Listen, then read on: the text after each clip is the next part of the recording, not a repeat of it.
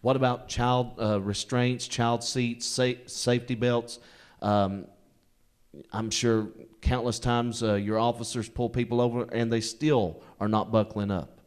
We actually have a campaign currently going on called Click It or Ticket at our agency, and if we observe such action, we will give you a ticket. Okay.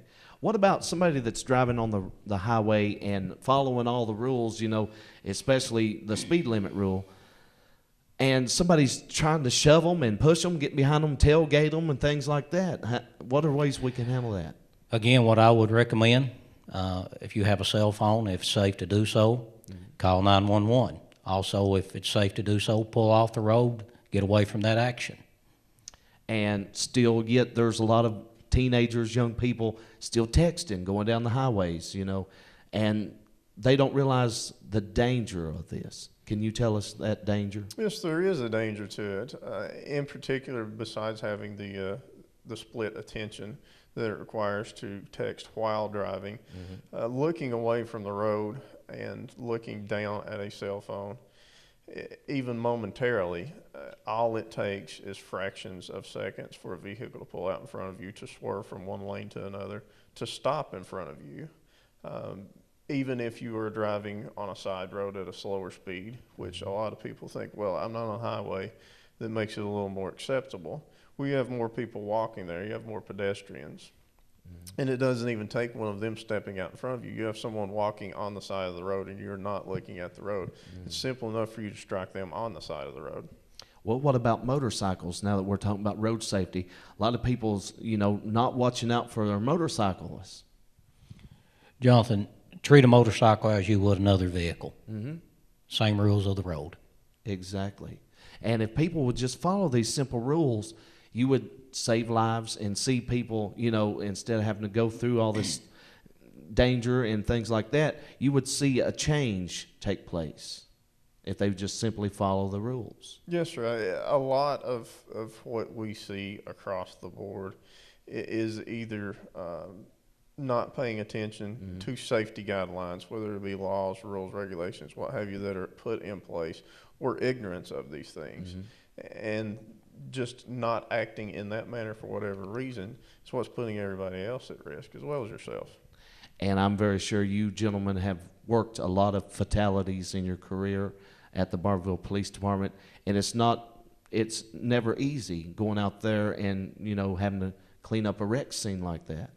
No, it's very tough on the officers, and I'm sure there's been many times they've took it home with them, not only dealing with that scene, but the possibility of notifying a family member of a loss of a loved one.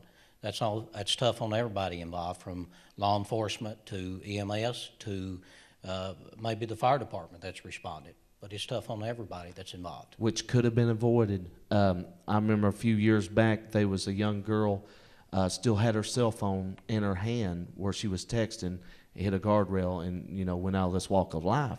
This is serious issues and serious business. So think about your life. You be out there texting 1 second, and the next second you're gone. People need to stop and realize how real this is. Absolutely. And I recently saw a study where basically what was said was that the adult is texting while driving more than the teenager. So still, the danger is still there. Right. Well, there's a lot of things we got to do for road safety. Of course, follow the signs, and a lot of people nowadays, they're making illegal U-turns right in the middle of the highway. Erratic driving, just things that you don't need to do, easing through those red lights, at the last second. We need to watch out for that. Absolutely. Be aware of your surroundings. Watch out for the other driver. Okay. There's another rise in our local stores and businesses of counterfeit money. Counterfeiting has become another big issue that we have had. It's extended from years past where you were looking at larger denomination bills into the smaller bills. Part of the reason for that is the ease with making them now. It was a significant process in years past, and it simply was not economical for them. It would cost them more than $5 to make a $5 bill, for example. But with the computer technology that's available now, it has enabled the criminals that are willing to go through this process to make any denomination that they desire for pennies. But people don't realize the serious consequences of counterfeiting money. There's still fines and penalties and maybe even jail time over this. Well, definitely, and it's first and foremost a federal offense to counterfeit money, and there are state laws in place as well that deal with it.